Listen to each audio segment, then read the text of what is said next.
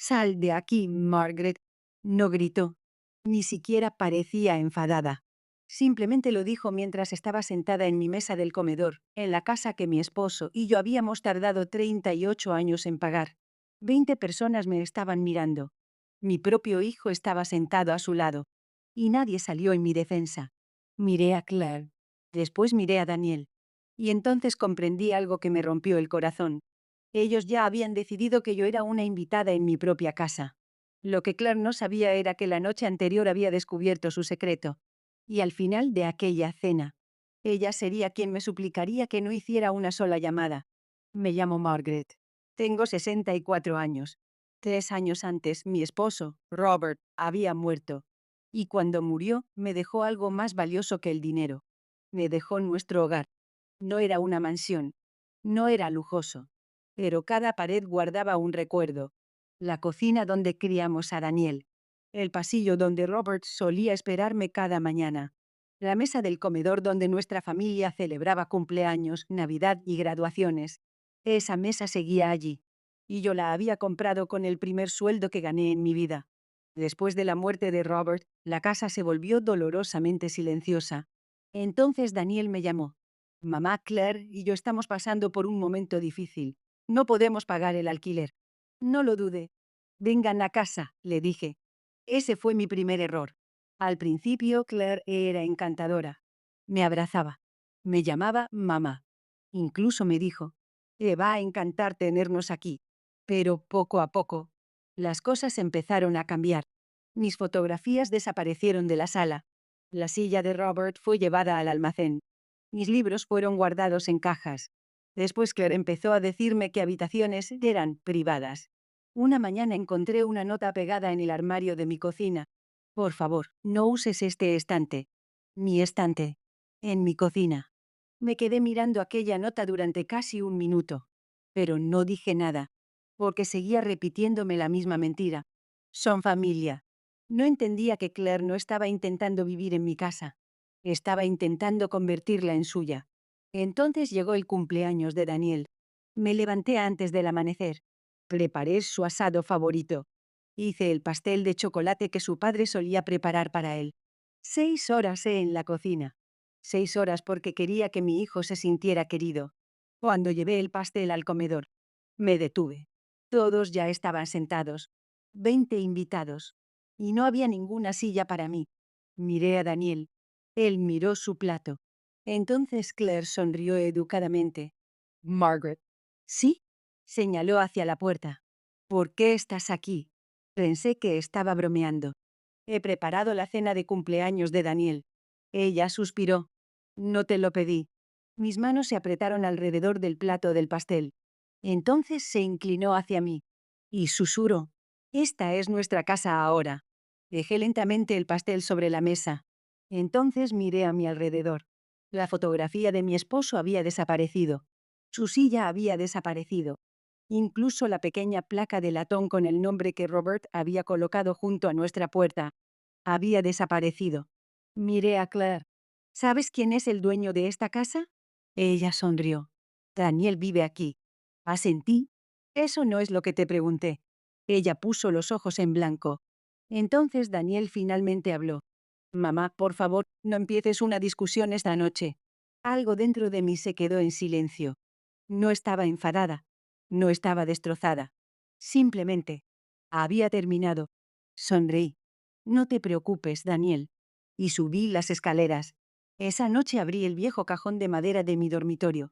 Dentro había una carpeta que Robert había dejado. La escritura original de la casa. Los documentos de la hipoteca. Los registros de propiedad. Mi nombre aparecía en cada página. Margaret Anderson. Única propietaria. Yo ya sabía que la casa era mía. Pero lo que encontré detrás de aquellos documentos hizo que me temblaran las manos. Un extracto bancario. Una transferencia. Se había retirado dinero de una cuenta relacionada con la casa. Llamé a mi abogado. Mark, necesito que revises algo. Guardó silencio durante unos segundos. Entonces dijo, Margaret, todavía no los enfrentes. ¿Por qué? Porque si lo que estoy viendo es correcto. Hizo una pausa. Podrías tener un problema mucho más grande que una nuera ingrata. A la mañana siguiente, Daniel llamó a mi puerta. «Mamá». Abrí.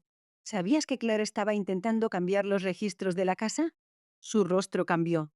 «¿Qué?» Le entregué el extracto bancario. Lo miró fijamente. «Yo no hice esto». «Lo sé». Parecía aterrorizado. Entonces hice la pregunta que más miedo me daba hacer. «¿Firmaste algo para ella?» No respondió. Ese silencio me lo dijo todo. «Daniel». Finalmente susurró. Ella dijo que solo era papeleo. Sentí que el corazón se me hundía. «¿Qué papeleo?» Me miró. «No lo sé». Pero Claire sí lo sabía. Y había estado ocultando algo de los dos.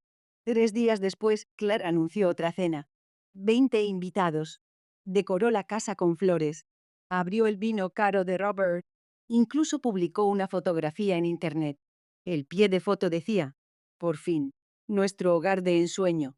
Me quedé mirando la fotografía. Entonces noté algo en el fondo. Una carpeta. Sobre la encimera de la cocina. La misma carpeta que había visto en el informe de mi abogado. Claire no solo estaba fingiendo que la casa era suya. Se estaba preparando para reclamarla. Fue entonces cuando dejé de llorar. Y empecé a hacer planes. Aquella noche llamé a mi abogado. «Mark, te escucho. Haz todo lo que sea legalmente necesario». «¿Estás segura?» Miré la fotografía de Robert. He pasado 3 años intentando mantener unida a mi familia. Respiré profundamente. Ya no voy a destruirme para conseguirlo. Mark me dijo que todo estaba listo. Pero había una cosa que necesitaba de mí. «Margaret, no les digas nada hasta esta noche». Sonreí. «No lo haré». A las 7:30, entré al comedor. Todos dejaron de hablar. Claire me miró molesta. «Oh», sonrió. «Yo no te invité». Saqué la silla. La misma silla que había desaparecido el día del cumpleaños de Daniel. Y me senté. «No pasa nada». Claire frunció el ceño. «Creo que me has entendido mal». «No». Coloqué un sobre la mesa. «Tú entendiste mal quién es el dueño de esta casa». Lo abrió. Su sonrisa desapareció. Su rostro se quedó pálido. Daniel tomó los documentos. Leyó la primera página. Después la segunda. Entonces me miró. «Mamá».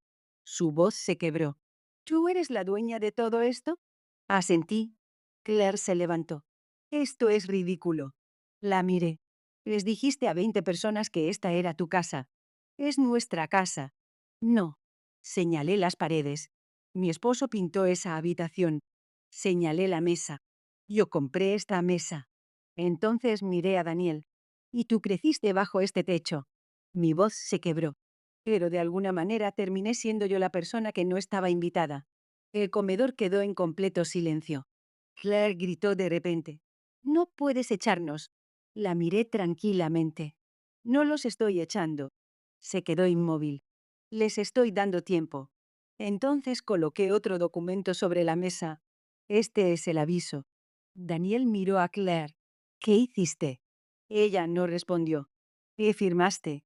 «Nada». Entonces Daniel vio el extracto bancario. Su rostro cambió. «Claire». Finalmente susurró.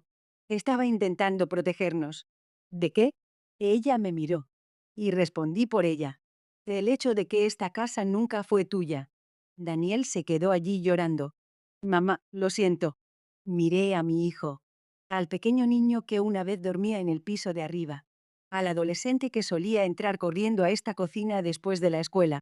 Al hombre que había pasado toda su vida protegiendo.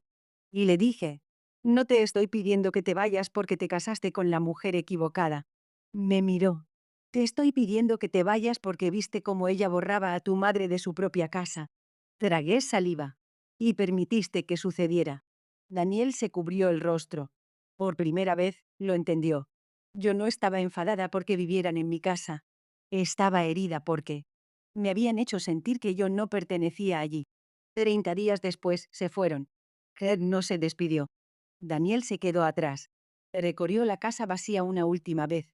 Después vino hacia mí. «Mamá». «¿Sí?» «No te merezco». Lo miré. «No». Bajó la cabeza. «Tú merecías algo mejor de mi parte». Lo abracé. Y por primera vez en 3 años. No sentí que estaba perdiendo a mi hijo. Sentí que finalmente estaba recuperando mi vida.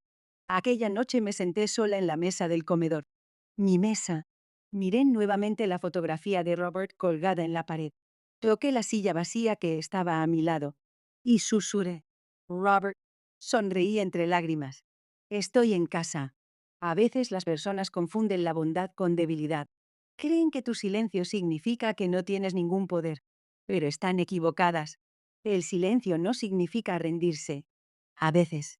Simplemente es la última parte de paciencia que le queda a una persona. Y cuando esa paciencia finalmente se acaba, la persona que creían que nunca iba a luchar, se convierte en la única persona a la que jamás debieron subestimar.